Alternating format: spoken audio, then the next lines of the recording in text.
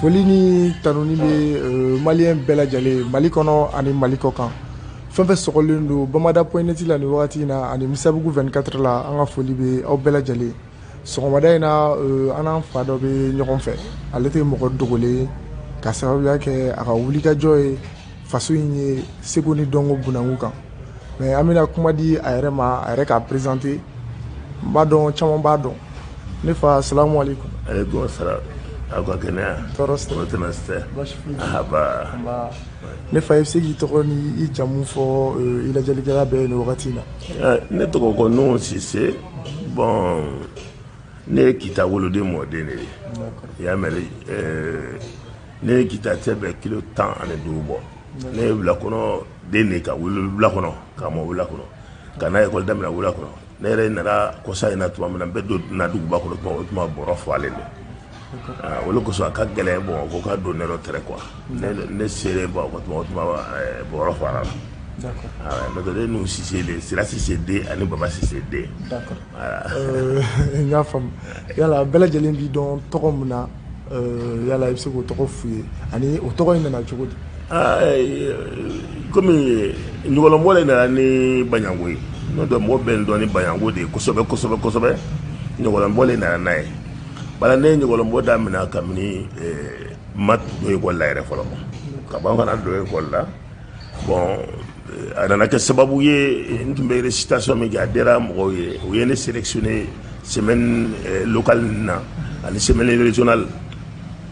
fo a nana kɛ k'a fɔ o ye ko de ye n'a k'a fɔ ko ja ko n bɛ se ka ɲɔgɔlɔn bɔ donc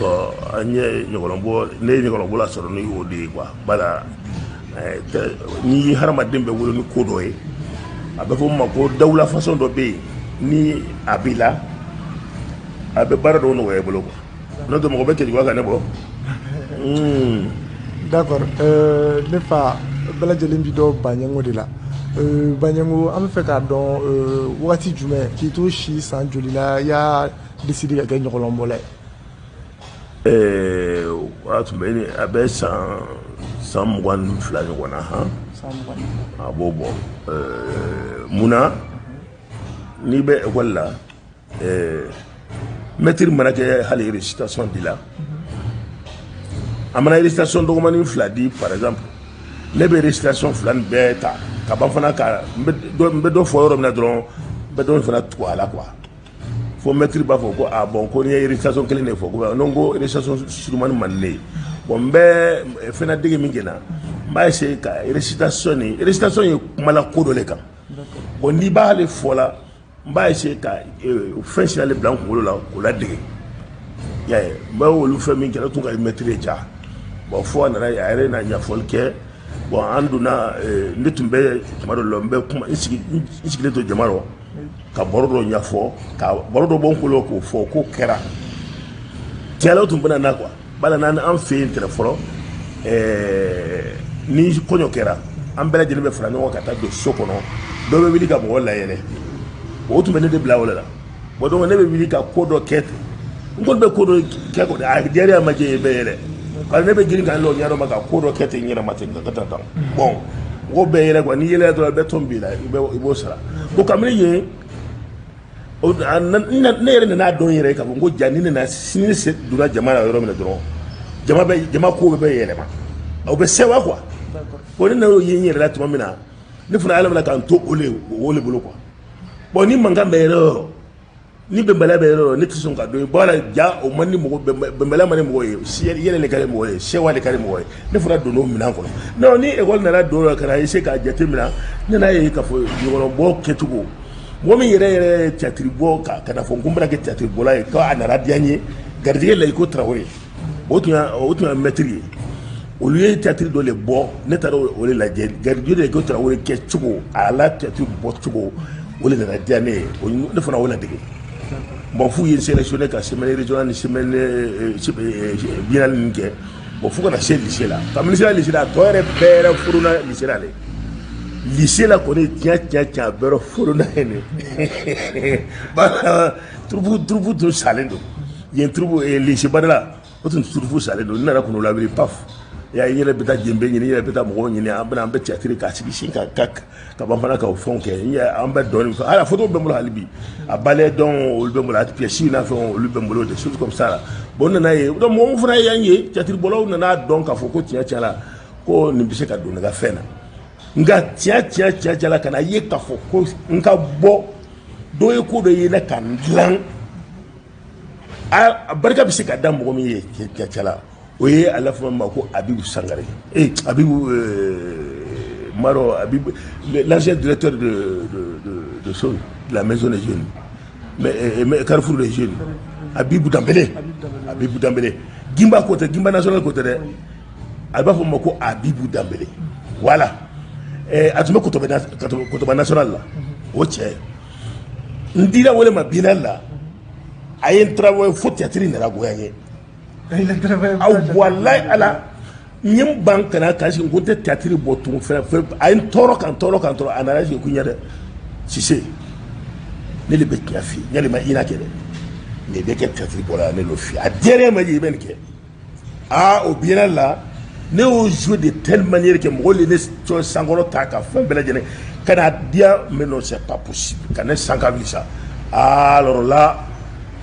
ne théâtre na dia ne nga ta explosé à Nyama et Kati c'est mal parce que j'ai été secrétaire aux arts et la culture de la commune de Kati pendant 5 ans il peut me wati o wati ko ni tia la Catherine na dianye ni karamo wetra we do funa tumbe wati de l'album ko befo mais mais il est présentement commissaire il est Diallo. C'est commissaire Diallo mi tumbe kay jamja était bon o ko Seydou Diallo la jouer quelque chose ani karamo wedrago la jouer quelque chose lu benini influence fo de matabi kana o bla funa kana donc ko national la et Hélène mamina Hélène Diarra et finge musun to borangono Diarra ani dugutigi Seydou Touré keleni ani o ga tiani to borangono ko Ali wa faire bedini olu ka jouer quelque chose influence ko jugu ko wole théâtre diane non ma ina kiao nga o ketcho li na diane mfana alamna kan ke olu ye bon olu fana ye récupérer à travers Ousmane So yenta kambla aka finga mfa la ndi frigi ngam bugu fo ñaare be jouer là magma tun te jouer wakati do la o yene bla magma place la ñaare ko la bon ole nana ko non o yene sege do be o yene sege jeune qui est toujours au Sénégal parce que il était professionnel niveau qui ben la théâtre bon ka professionnel il baisse il faut à matabi mais au moment de l'école Fonake parce que j'ai passé par le lycée Badala école normale supérieure après Narado administration avec toutes les galères du monde voilà parce que n'est ma héras quoi ne mahera soro diana tigela ala koso chugodi tanto ni bara badde ni bela jenge ne fosi tay faso bara kola murbo ko wati o gri kana don Musa Traoré ko grina kana se faso bara de retala ne kalanke bade ne école karabade à peu près parce que ne villa katra do école kam ko dali kaka ke ala na kala so kan do école la e makona nyaaye nduna école la fana ñi geleya soro ko ju parce que na école la do ma dia mansaw yi ultima fe gagen bon mbeta yoro min na fana kata ko mbeta école continuer o dumunun ko tun ga gelen doni fontu mbeta logo le ñi ko fere ka ese kamara batika sa anan buru mo to ko ñi ka antimina diati na una tera na mo to menyi ga ki magen ka boy ko la flongo magen len timina dia o tukolati faut kana de fukike parce que nyati ala na dia metri de parce que tu be kalange tu te kalango to nge barango aussi bolo parce que ngoni kalane be kala mo ke kalange la on be kalange na lycée Badala bon soutien tout tenant bon on est tombé kati de ko ke fait atran ka sakin gagale bon badaji si be la kaw no e traman si be ni ko ba ko bon chini traman si be wole le récupérer badaji si be la grande famille badaji wole le récupérer quand on a lycée qui kana en subu yere continuer be kan ka sakin ke mais bedakati mais olu du anji ko kosobe nous te fala ante bala mais anyi nyona soro u tene musu de fe no dege sidibe na ko aramata sidibe ala ko bajege atube kita no nyona soro nyamba u fana c'est une situation euro campo lesque ça a été à kera koye fuga dana tabe parce que ala madenda oye comme ala madenda e ne na soro barala nya de be barala ka bara china kai bon betu nga de me tu la te aller ne récupérer parce que nous tumbe mi furobolo dumuri ma fi ngoye gele soro ni mi tumbe si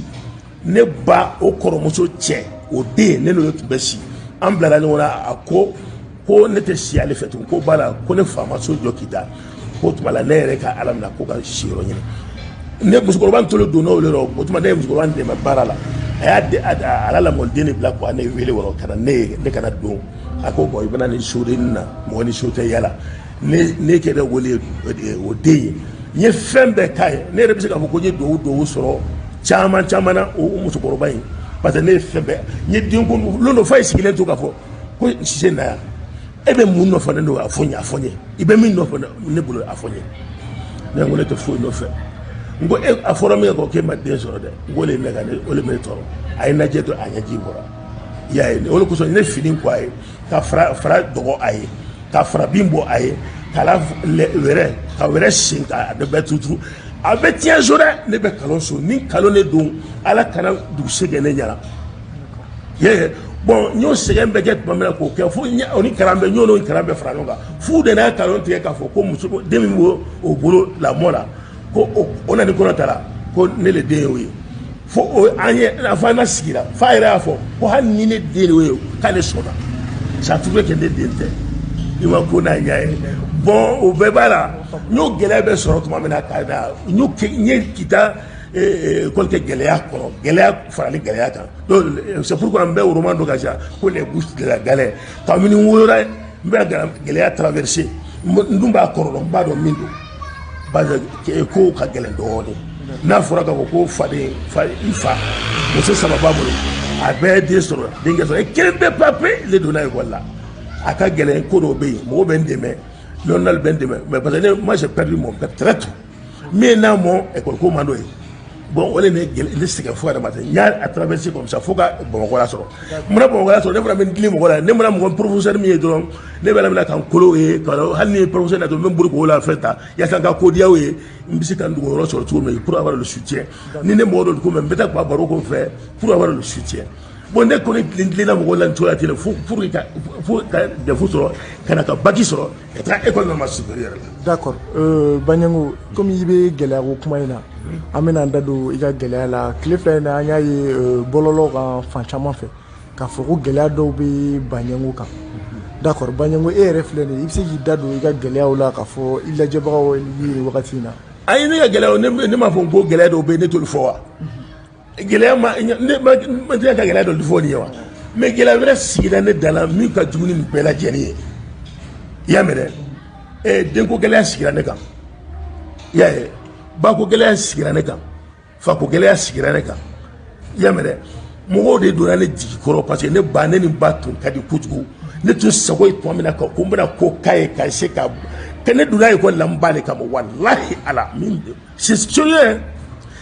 ne tar ne ba muso bango de go muso bango de ne ba ne le wala ka tanjo tinye sola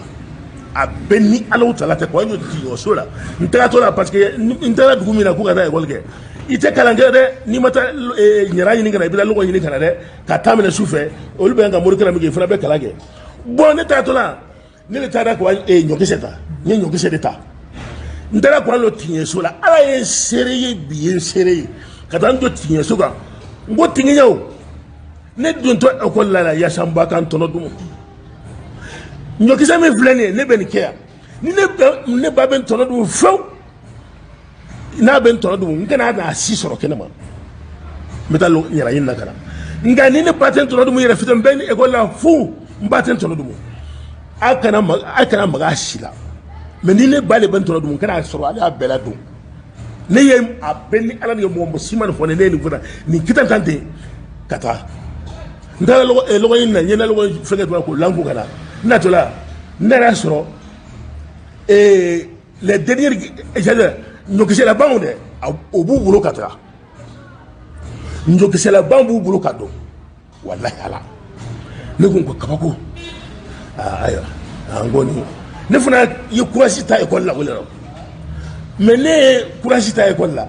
barako geleyale comme ne be jeunesse fait on tête bonne kali kati mairie le neta comme collecteur mon be bien bla bla bla mo ko suguro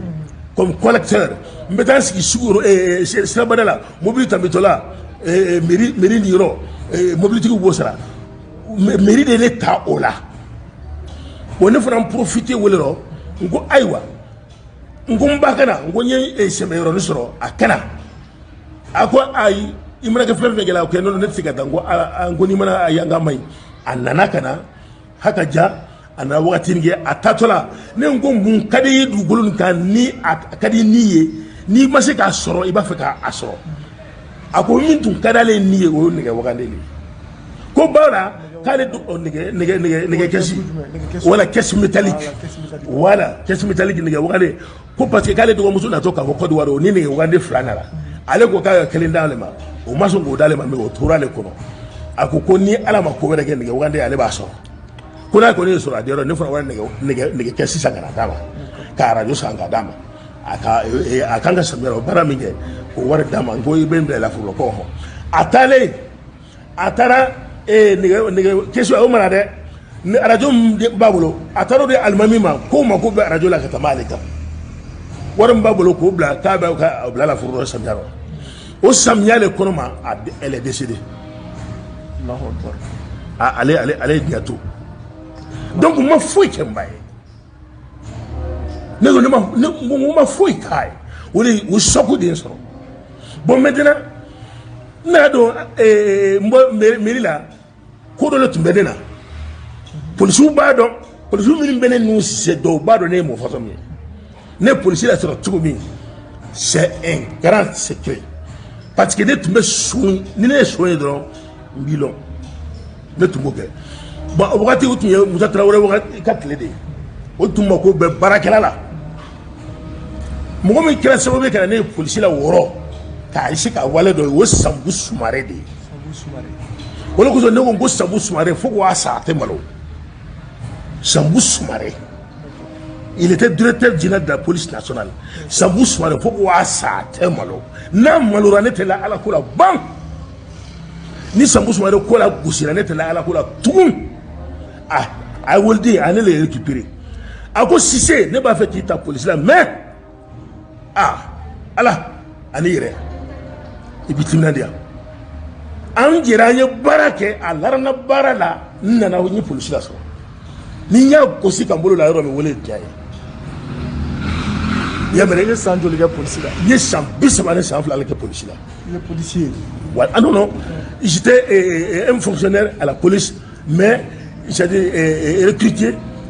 au compte de la fonction publique pour me mettre à la disposition de la police nationale ya ça parce que l'ONIA de Bénin là ne fera pas ce que le font voyou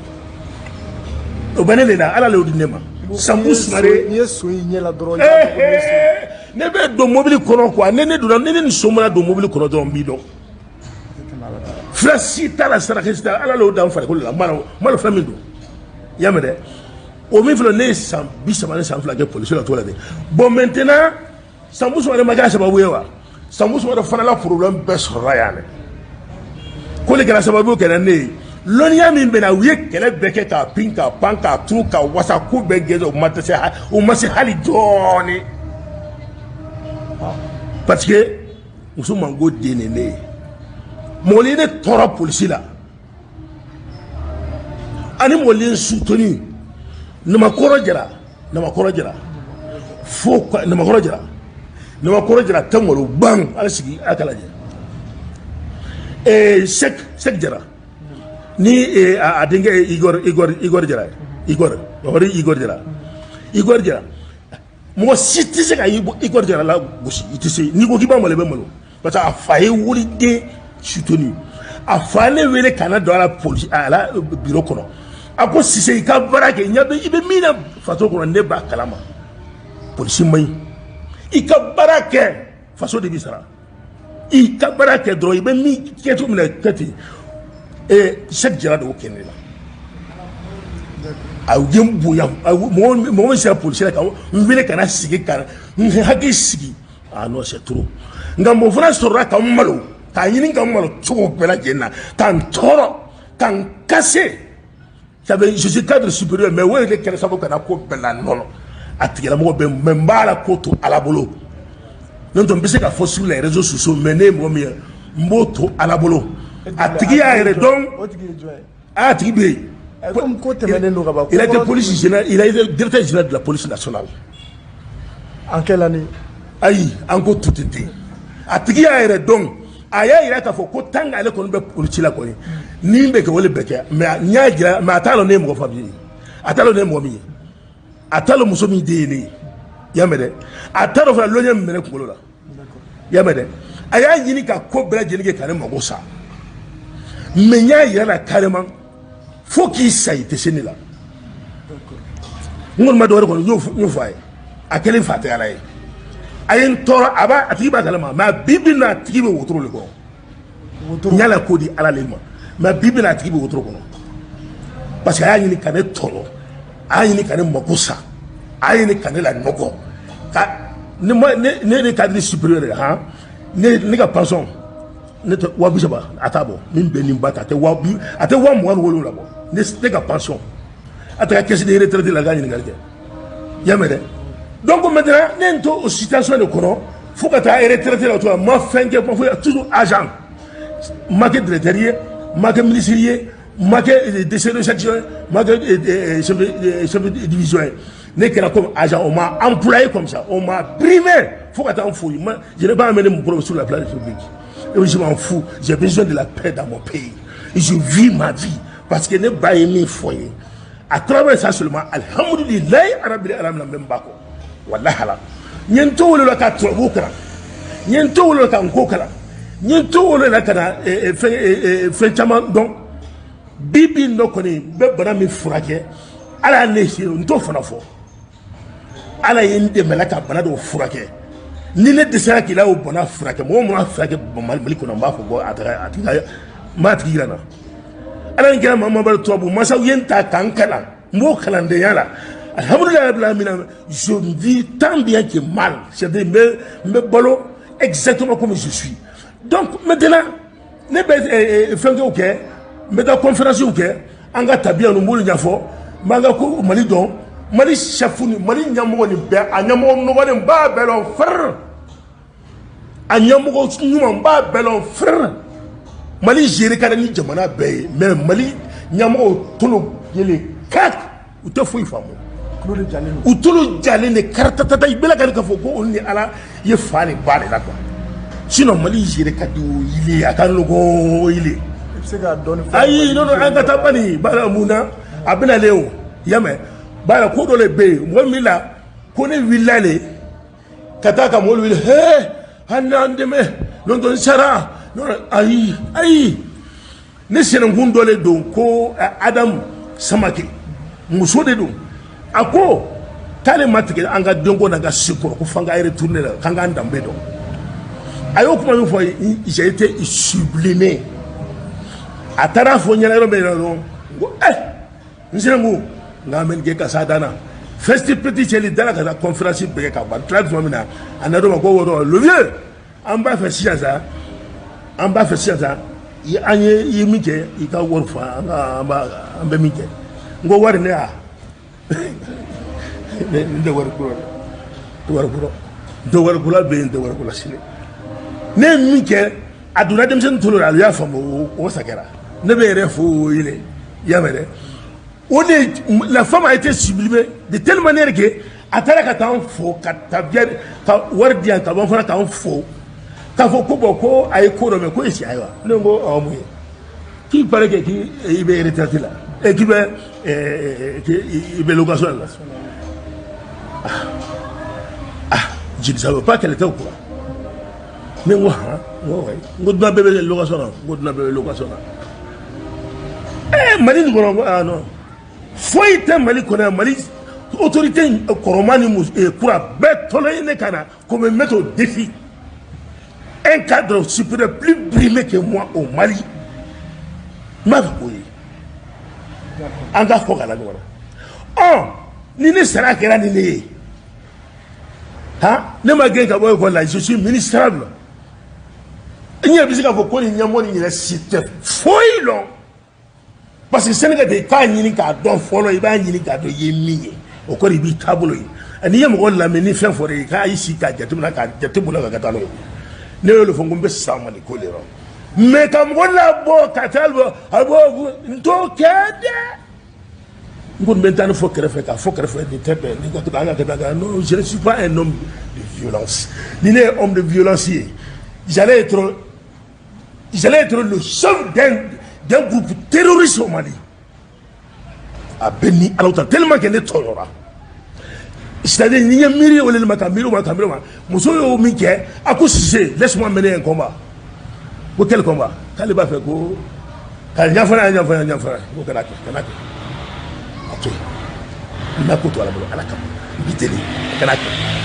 et dit que non, je prends la responsabilité car il y a bien là. Mon nom est bien là. Si c'est une bonne situation, non. C'est-à-dire, au Keto, quand on milite pour Mousson Begani, Foné, Nié, vous dites demain à Foné, quand vous êtes demain. Mon canard fera demain. Les belles situations à nier. Quand vous comme au best sur 1000 bénéfices, 600. Quand vous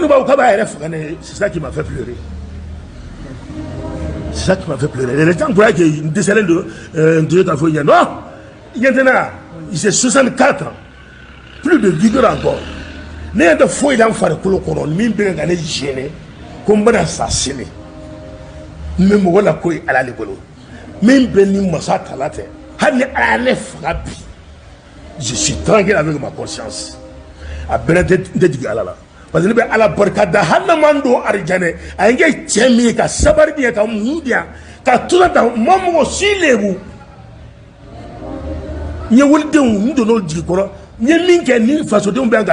La nouvelle génération montante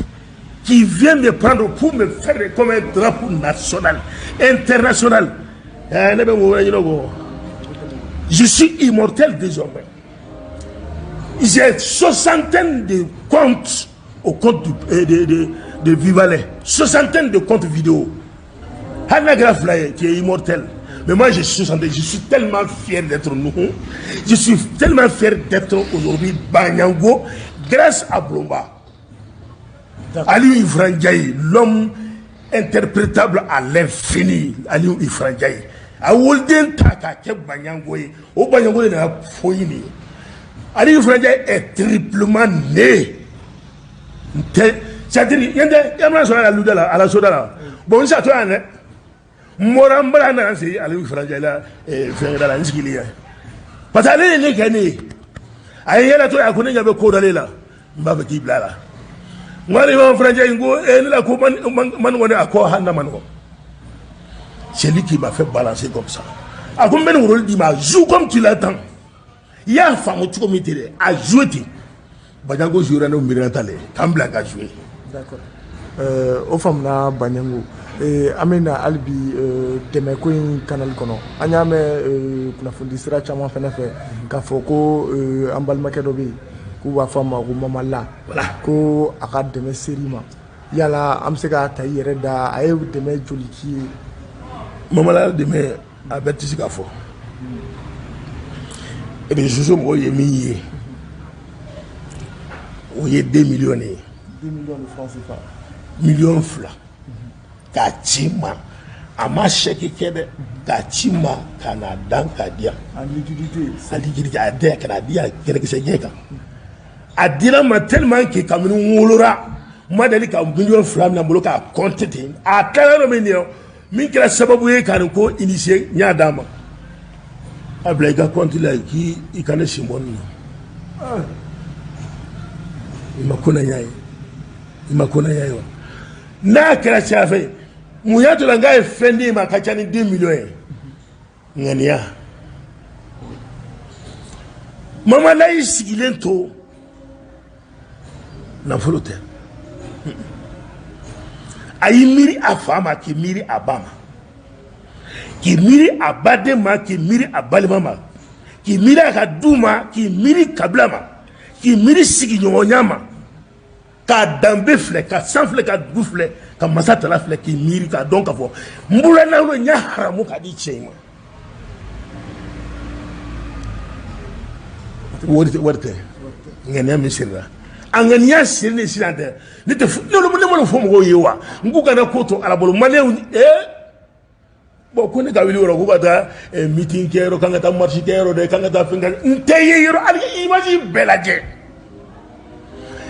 école fɔlɔ min bɔra lycée la ka taa défense la a don kama ne tun tɛ sentinelle ko kalama sentinelle girinna ka ala marifa ka taa ko a taa ala k'a k'i fa de ba kɔsɔ ne nana de a kan ta kan bila sɔrɔsiya la a kan ta bila ka sɔrɔ ka taa hɔtɔn ta kɛlɛ ne ko n bɛ sa a ko i ŋaniya dɔrɔn i ye fasoden ɲuman ye mais mɔgɔ tɛ donya tan i y'a mɛn an y'a fɔ taa n'o tɛ mɔgɔ tɛ donya tan dɛ n ko ko walayi n t'a tigi dɔn a tɛ n tɔgɔ dɔn mais a kɔni kɛra ne de bɔra lycée bada la ne de y'a kɛ ne Mali ko a ka ɲi bon maintenant ni k'a fɔ ko ne dɛsɛlen yɛrɛ ko malo n b'a kɛ cogo cogo ne ma première fois j'ai perdu ma première femme an ye 36 ans de mariage de kɛ maa gosi maa nɔni a ma den sɔrɔ ne ye ban mais maa lebu ban n y'a dɛmɛ ko dɔ bɛ yen mun kɔni bɛ se k'o porokoto k'o fɔ a bɛ tiɲɛ so bi ne bɛ kalon so a ye defu sɔrɔ cogo min n b'o to n kɔnɔ yan ne muso min banna a defu sɔrɔ a defu kɛ k'a jɛ k'a kɛ siɲɛ fila k'a jɛ a sabanan seni tɛ i la defu bɛ jɛ a tɔ tora ne la defu ma i bɛ nin sɔrɔ mɔgɔ min kɛra sababu f'a ye defu sɔrɔ ne yɛrɛ dilan ka wuli teli de ko Yamutu Sidibe hali bi ala ka sini ka kɛnɛya kalifa ba a bɛ kita bi dutigiya la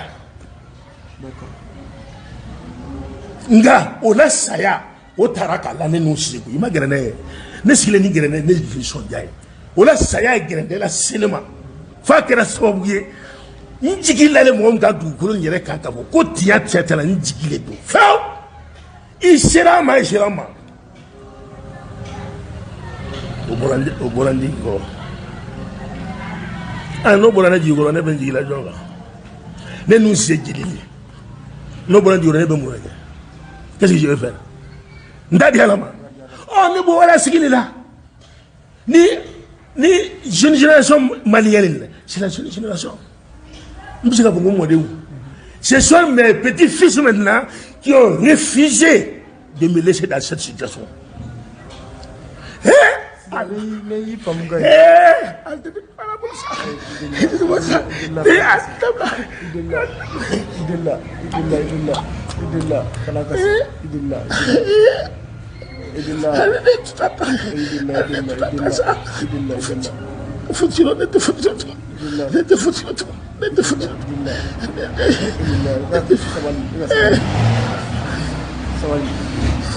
sisan Idrissa ça va. Tu crois tu as vu que ça va quoi ça va quoi ça va moi je crois que ça va vraiment moi je crois ça va quoi d'accord ça va ça va foli kan jumɛn b'i bolo ka ɲɛsin nouvelle génération ma ani minnu y'i dɛmɛ i bɛ se ka foli kan laban jumɛn f'u ɲɛna non ni kɔrɔ min ta ye ni kɔrɔ min ta mɔgɔ wɛrɛ min ta f'i i mɔdenw ne tɛ foyi f'u ye e tɛ kɛ ne foyi ne mɔden tɛ walahala mais mɔgɔ wɛrɛ ma se ka ne wari ɲuman dɔn k'a fɔ ko ne kɔrɔ ta e ka Mamina Ele nin ye elle m'a décerné un diplôme Boubacar Sidibé m'a décerné un diplôme Zéké Moussa m'a décerné un diplôme la jeunesse de Kenzambougou m'a décerné un diplôme de reconnaissance mais façon ye fɛn kɛ façon ne ye min kɛ façon ni y'a fɔ n'a ma exploser ka mɔɲa mɔgɔ den parce que u ye n bila baara min na a ni jamana wɛrɛ mɔgɔw de tɛ ala ni émotion ne sɔrɔ mɔgɔ ka jiginna dɛsɛ tɛ ne ma dɛsɛ o ne bɛ tubabuw da o tubabu mansaw bɛ yen tubabu mansaw ye ne dɛmɛ Cissé i tɔɔrɔla Mali kɔnɔ n'i bɛna i k'a kɛ i k'i sigi mais ni ko nana don min na a nara ne sɛgɛnna trop mais a ka ɲi kañ n ye tɔgɔ min sɔrɔ ani ne tɛ sa tugun ne ye saya bâti sur toute la ligne ne ye saya bâti sur toute la ligne bɛɛ b'o kalama fana k'a fɔ ko Cissé donna Balawu kɔrɔ a donna Sunkuruba k'a minɛ Sunkuruba so la ou bien Cissé minɛ Sojale la ou bien Cissé minɛ Kalabantiya la ou bien a bɛ ko c'est-à-dire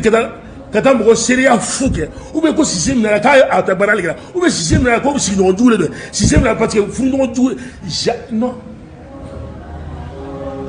mais n ba y'a fɔ dɔ k'i yɛrɛ n den ani cɛ kelen pe min fana kɛra sababu ye ka n nadon ka n dusu bɔ ka na don école la